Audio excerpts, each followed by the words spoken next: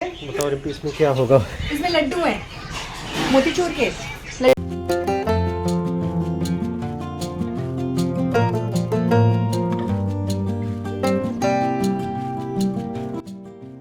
आज किस पर डिस्कस किया था उन्होंने? डोमेस्टिक वायलेंस पर और हस्बैंड वाइफ की जो झगड़े और लड़ाई होती है इस पे। मॉर्निंग दोस्तों, कैसे हैं आप? रात को काफ़ी देर तक हमारी और डॉक्टर की बात नहीं हुई, उनका हाथ जल गया था और मैं वीडियो बनाने के चक्कर में पड़ा तो देखता हूँ अभी उनका मूड कैसा है। Good morning friends, good morning, कैसे हैं आप लोग? सुबह सुबह मॉर्निंग पर्सन, हमारी मॉर्निंग पर्सन ये है, हम मॉर्निंग पर्सन नहीं है यहाँ पे। अब नाइट आउल है। नाइट आउल आजकल मुझे मेरी बीवी बहुत प्यार से उल्लू बुला रही है। मतलब बोला जाता है टेंडेंस में night owl. I didn't mean to be disrespectful. देखो ये फिर से लड़ाई कर रहे हैं लोग। 100 नंबर कॉलोनी के लिए किया था। दिमाग में डिस्टर्बेंस ही होती है, कोई लड़ाई करता है ना, आपके आसपास भी कोई चीख चिल्ला रहा होता है तो भी बहुत ख़राब लगता है, बड़ी हेल्पलेसनेस महसूस होती है। असल में जहाँ पर रिपीटेड होता है ना, वहाँ पर उनका ब्रेन से कुड़ता जाता है, या तो डिप्रेशन में चले जाएंगे, या तो सुसाइड में चले जाएंगे, या कोई ऐसी चीज़ हो जाएगी जो बाद में हम लोगों को लगता है अरे बाप रे ऐसा क्यों हो गया। अच्छा, ऐसा क्यों होता है? जिस टाइम ये होता है और बार बार होना शुरू होता है, उस समय क्यों नहीं रोक पाते इन चीज़ों को? क्योंकि कभी भी किसी भी ख़राब सिचुएशन को रोकने की जिम्मेदारी, ताकत उन्हीं लोगों में होता है जो लोग इन्वॉल्व होते हैं। मुझे याद है बचपन में बहुत बार पापा मम्मी की लड़ाई होती थी, कभी मौसा आ रहे हैं, कभी ताऊ जी आ रहे हैं, कभी कोई आ रहा है समझाने के लिए, समझा के चले गए, बट वो साइकिल कभी ब्रेक नहीं होता है। कोई भी लड़ाई का साइकिल, एंगर का साइकिल तभी ठीक हो सकता है जब तक कि कोई उसमें से एक बंदा ये नहीं खोजता कि क्यों है ऐसा, क्यों है मेरी लाइफ में इतनी, इसको एक गंदगी की तरह देखें। ऐसा लग रहा है धोबी घाट पे बैठे हैं। अपना ही धोबी घाट है। नहीं, जैसे अभी इन दोनों की लड़ाई हो रही है, सड़क पे हस्बैंड वाइफ लड़ रहे हैं, तो कहीं ना कहीं वाइफ रो रही है, हस्बैंड चीख रहा है, गाली दे रहा है, तो वाइफ जो है इसमें विक्टिम है। जैसे हस्बैंड इसमें चीख रहा है तो वो तो हमेशा ही एनिमल्स की तरह अपना इमोशंस निकालेगा, लेकिन जिसके ऊपर होता है तो वो क्यों नहीं खड़ा हो पाता? डरते हैं ना। इसमें ना मुझे लगता है कि एक तो चीज़ें हम लोग जिसको डर बोल देते हैं वो कन्फ्यूजन है। जैसे बच्चा ही रो रहा है, उसको नहीं पता होता कैसे चुप हो जाए। और कहीं ना कहीं विक्टिम जब रोता है तो उसको दो उम्मीदें होती हैं। एक कि उसको पक्का है कि मेरे पास कोई हेल्प, कोई चारा नहीं है रोने के अलावा। दूसरा, उसको ये भी लगता है कि जैसे बचपन में रोए थे तो मम्मी ने दूध पिला दिया था, फिर थोड़ा और रोए थे तो पापा मम्मी ने खिलौने दिला दिए थे, अब और रोएंगे तो ये ज़िंदगी की जो बड़ी प्रॉब्लम है वो भी सॉल्व हो जाएगी। वो देख नहीं पाता कि वो टेक्निक जो बचपन में यूज़ किया था अब काम नहीं आ रही है। या ऐसा भी हो सकता है कि भाई हस्बैंड वाइफ का ऐसा रिलेशनशिप हो कि जब वो रोएगी तब ये बात मानेगा, तब वो एक टेक्निक की तरह हो जाता है। तुम्हारा हाथ चल गया था पीना, अब कैसा है? अब ठीक है, गुस्सा ज़्यादा आ गया था। लेकिन सर, जहाँ लड़ाई होती है वहाँ मतलब दो लोग लड़ रहे हैं आपस में, है ना, दोनों अपना अपना स्टैंड लिए हैं, लेकिन जब ये डोमेस्टिक वायलेंस होती है तो मेरे को लगता है वो अलग हो जाता है और लड़ाई एक अलग हो जाती है, या वो दोनों सेम है? डोमेस्टिक वायलेंस और लड़ाई जो हस्बैंड वाइफ लड़ते हैं वो दोनों सेम है? एक है दूध, एक है पुराना दूध, एक है फटा हुआ दूध, एक है सड़ा हुआ दूध। क्वालिटेटिवली डिफरेंट है बट है तो सब एक ही चीज़। वायलेंस चाहे मेरे थॉट में है, मान लो मेरे मन में तुम्हारे लिए एक वायलेंट थॉट आया कि ये औरत हमेशा ऐसी करती रहती है, ये वायलेंट थॉट, ये सच नहीं है। अब इसको अगर मैं अपने ब्रेन में रहने दूंगा और कंडीशनिंग बनने दूंगा तो ये हो जाएगा इस औरत से मुझे रिश्ता नहीं रखना। और फिर भी अगर जबरदस्ती रिश्ता रखना पड़ेगा तो वही चीज़ हाथ उठना हो जाएगा, गाली गलौज हो वायलेंस में जाएगा। बदल जाएगा। एक बार ऐसा हुआ, डॉक्टर्स की मीटिंग में गया था, हम लोग खाना खा रहे थे तो कुछ सीनियर डॉक्टर्स ने से मैं बात करा था, तब तक डॉक्टर रिम्पी बोलती मुझे, अरे सर सुनिए यहाँ पर, मेरी बात सुनिए। तो एक दूसरा सीनियर डॉक्टर बोलता है कि अरे तेरी बीवी तुझे सर बुलाती है? मैंने कहा हाँ सर। तो बोलते हैं हमारी बीवियाँ तो हमको मारती हैं, यही बोला, मारती हैं, गाली देती है। मैंने कहा, मैंने मनी बन कहा, उनके सामने नहीं कहा जैसे काम करेगा उसको ऐसे ही फल मिलेगा।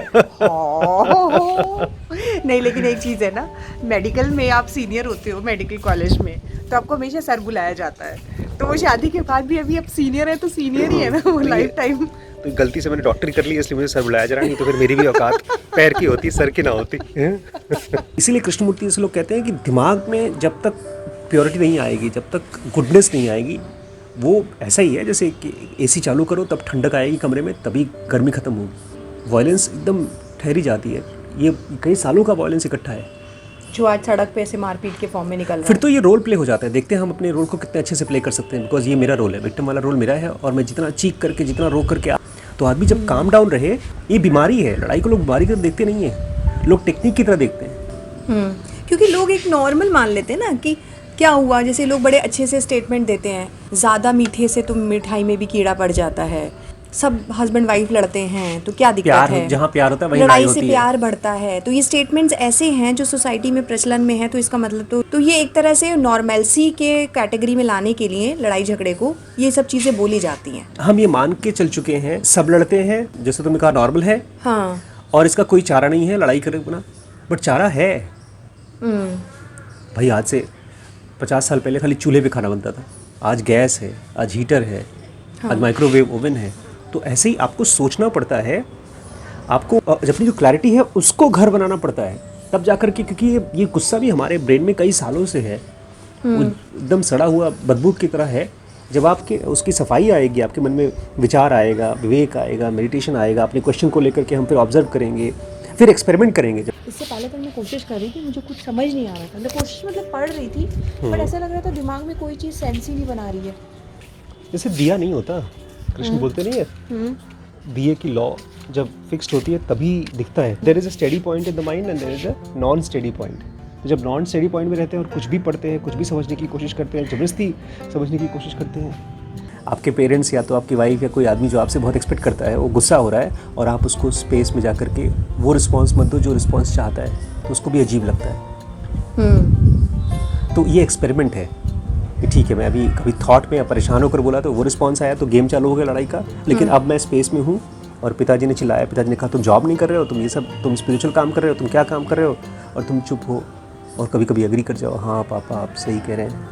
लेकिन ये थॉट से नहीं आता है, ये स्पेस से आता है। जब आप एक्सपेरिमेंट करते हो, आप पीसफुल होते हो, आप उनको देखते हो कि ये परेशानी में से बोल रहे हैं, असल में इनको ये सोच नहीं पा रहे हैं इसलिए ऐसा बोल रहे हैं। जब आप स्पेस पे पहुंच करके बोलना शुरू करते हो, तब जाकर के कहीं ना कहीं एक्सपेरिमेंट, तो एक्सपेरिमेंट, रीडिंग, मेडिटेशन, फिर अपने माइंड को, थॉट को देखना कि हर बार ऐसा नहीं होता ना कि पिताजी चिल्ला रहे हैं, वाइफ चिल्ला रही, तो मैं भी अपना विचार में जा पा रहा हूँ। हाँ, मैं एग्जैक्टली अभी आपसे कहने वाली थी, मैंने अभी शिरीष को सुबह जल्दी नहीं उठाया तो वो गुस्सा हो गया मुझ पे। नहीं चिल्लाते थे, आपने मुझे सुबह उठाया क्यों नहीं? अभी सुबह सुबह खुद का अलार्म आशु ने बंद कर दिया और मेरे पे गुस्सा कह रहा आपकी जिम्मेदारी थी मुझे उठाना। मेरे को मैंने नहीं किया, पापा ने कर दिया, तुरंत आँख खुली भी नहीं थी मेरी। हाँ, पापा ने इनका अलार्म बंद कर दिया था और उसके बाद गुस्सा मैंने गुस्सा खाया है इनका। मेरे को अपनी मम्मी की याद आ रही थी। अरे तुझे पता है मामू मामा की एनिवर्सरी है, 7 इयर्स हो गए इनकी शादी को, विश करो दोनों को, मामी को भी। नॉर्मली मैंने अपना रिस्पांस देखा है तो 2 तरीके से आता है। सामने वाला अगर मुझ पे गुस्सा कर रहा है तो या तो मैं रिएक्ट करती हूँ, रिएक्ट करने में मैं भी वापस गुस्सा करती हूँ, या दूसरा होता है कि सामने वाला आपको गुस्सा कर रहा है, वो आपसे कह रहा है कि आपकी गलती है और आपके अंदर गिल्ट आ रहा है, तो ये तो दोनों ही इमोशंस खराब है। तो इसमें और तीसरा क्या आपने बताया कि हम स्पेस में जा सकते हैं। जब आप ये पहचान लेते हैं ना, ये गिल्ट है या ये एंगर है, तब ऐसा होता है जैसे कि आप पहचान जाते हैं कि ये वाला हाथ दर्द कर रहा है या नहीं हिल सकता, तो इससे काम ना करें। लेकिन सर ये पता है मुझे अब पता चला, जब हम बात कर रहे थे या थोड़ी देर बाद रियलाइज़ हुआ ये गिल्ट की तरह आ रहा है, बट ये उस समय नहीं आ रहा था। पहले थॉट्स आ रहे थे, बाद में ये एहसास आया कि हाँ ये गिल्ट है। लेकिन तुम ये घर में जीन्स क्यों पहने हो भाई? तो लोग सोचेंगे देखो लॉकडाउन में जीन्स पहनकर जरूर कहीं जाने वाले हैं। अरे पहन लेने दो, छोटी हो जाएंगी, नहीं तो किसी को देनी पड़ेगी। कम से मेरे कम पापा मम्मी ऐसे ही करते थे, बस सारे कपड़े मेरे छोटे होने तक तब तक नहीं देते थे जब तक छोटे नहीं हो जाते। कम से कम वसूले जाते हैं कपड़े ऐसे, मुझे तो लगता है जितनी बार पहन सको पहनो, वसूले जाएंगे कपड़े। आज पहली बार ऐसी एक माँ मिली है श्रीश को जो उसको बोल रही है फैशन बना करके घर में घूमो। हे राम, कल मैं जैड में पढ़ा रहा था कि हमारा ये बॉडी व्हीकल है, इस व्हीकल को अगर आप व्हीकल की तरह यूज़ नहीं करेंगे, यहाँ से वहाँ जाने के लिए, कहाँ से कहाँ, यहाँ परेशानी, frustration, depression, pain, disease, limitation से more freer, more better, more joyful life, और उसके लिए आपको पुश यूज़ करना पड़ेगा अपने पूरे माइंड और बॉडी को फ्यूल की तरह। अब मेरी और तुम्हारी, आशीष की और तुम्हारी जो भी कल बात हुई है, मान लो कल दूध को लेकर तुम्हारा एक थॉट आया कि तुम्हारा हाथ जल गया और मेरे हाथ जल रहा है, तो इसको बिल्कुल परवाह नहीं है। उस समय का जो एक्टिविटी है, अगर हम उसको ये नहीं मान के चलते हैं कि ये एक एक्सीडेंट था और ये बड़ा होकर के और ज़्यादा कन्फ्यूजन बन सकता है, तो हम मिस कर जाएंगे। Hindi name for social distancing. Social distancing का हिंदी नाम क्या है? तंदूरी। हस्बैंड ने वाइफ से कहा कि वो चीज़ सामान कहाँ रखा है? तो कहने लगे अरे वो अंदर ही रखा है। तो बोला जाओ लेके आओ। जिस तरीके से उसने बोला ना जाओ लेके आओ, शी बिकेम साइलेंट। उसको पता था कि अगर वो उस टाइम गुस्सा दर्दी, मतलब हस्बैंड भी जाके ला सकता था, 2 कदम पे अंदर घर के अंदर जाके लाना था, but the way he was कि अच्छा तुम्हारी गलती है तो जाओ अब तुम ही लेके आओगी, इस टाइप से, मतलब अनसेड था। एंड आई कुड सी कि किस तरीके से वायलेंस जो है रिलेशनशिप में, नॉर्मल हस्बैंड वाइफ के रिलेशनशिप में शब्दों से, एक्सप्रेशन से कैसे वायलेंस ऑपरेट करती है रोज़मर्रा में। इसी चीज़ को तो दिखाने के लिए थप्पड़ पिक्चर बनाई गई है कि मैं थप्पड़ नहीं खाऊंगी। कोई बहुत बड़ी वजह नहीं, बट मैं थप्पड़ नहीं खाऊंगी या मैं डांट नहीं खाऊंगी।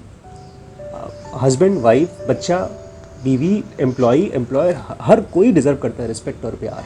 अगर सारे शहर के बच्चे और बच्चे खाली वो वाले नहीं, हमारे जैसे क्लास 10th 11th के भी जो कॉलेज के लोग, हाँ तो वो बच्चे और माँ बाप, हाँ इनका युद्ध, मतलब पूरे शहर के सारे बच्चे एक तरफ और माँ बाप एक तरफ, इनका लड़ाई हो जाए, वॉर हो जाए। तुम कोई हॉलीवुड की पिक्चर बना रहे हो, कार्टून मूवी। माँ बाप ज़्यादा ताकतवर होते हैं, बच्चे वीक होते हैं। घर में 2 बच्चों के साथ अगर तुम रह के देखो तुम, हाँ ये बात तो कैसे हराओगे जब? उनका दोस्ती कर लूंगा मैं तो, सारे बच्चों से दोस्ती कर लूंगा। ये नहीं, अगर पापा बच्चे ये कहेंगे कि या तो आप बच्चों की साइड रहो या तो पेरेंट्स की, तब मैं तो भाई बोलूंगा मैं बच्चों की साइड में हूँ। ठीक है। मैं बच्चों की तरफ से हूँ, बस पेरेंट्स की तरफ से जासूस बन के बच्चों की तरफ जाऊंगा। मैं तो पेरेंट्स की सेना का मोर्चा उठा लूंगी। नहीं, मैं तो बच्चों की तरफ रहूंगा। अगर आप अपनी सेना को अपनी को उठाऊंगा। अच्छा विजय बाबा। मैं संधि कराऊंगा दोनों के बीच में।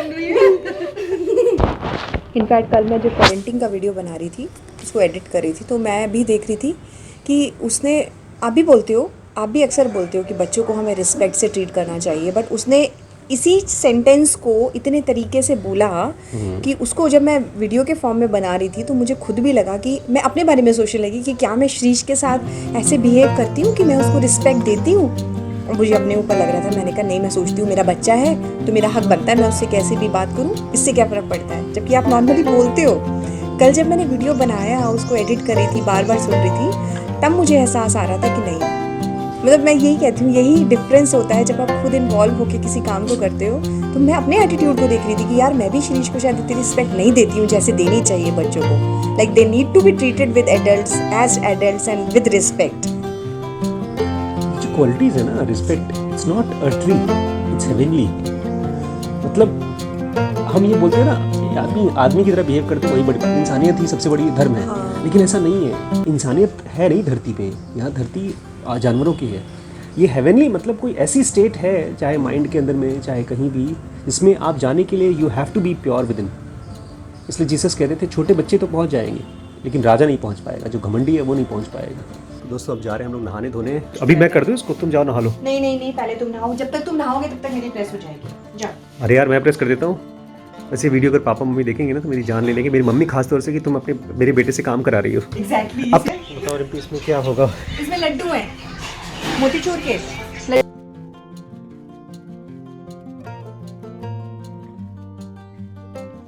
क्या है? ओह क्या इसमें तो एक ये है, ये 50,000 रुपये तोला है, ये 10,000 रुपये तोला है, ये 25,000 रुपये तोला है और 1,00,000 रुपये तोला ही है। मिठाई इस सीजन में कहीं दुकान में मिले।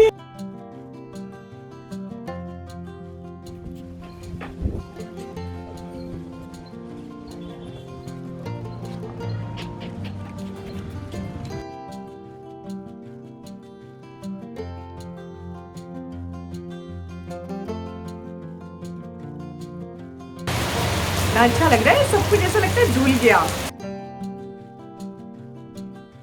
ऐसे हम लोग की धुलाई होती थी, पापा मम्मी करते थे। तुम लोग भी फ्रेश हो जाते थे उसके हाँ, बाद। एकदम फ्रेश होते थे। आंखों से फ्रेश हो जाते थे, पूरी बातें दिल में उतर जाती थी।